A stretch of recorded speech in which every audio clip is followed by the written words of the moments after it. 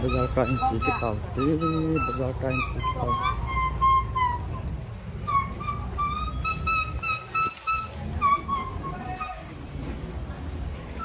मोटे बाजार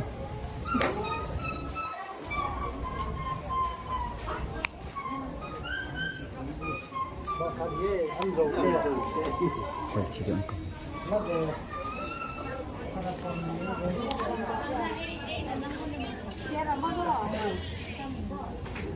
เราเรียกเป็นละต่างทางด้านฟัน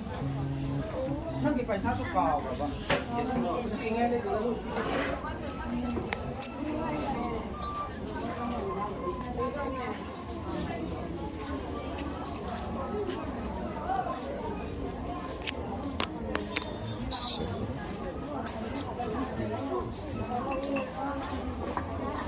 บ้างเนี่ย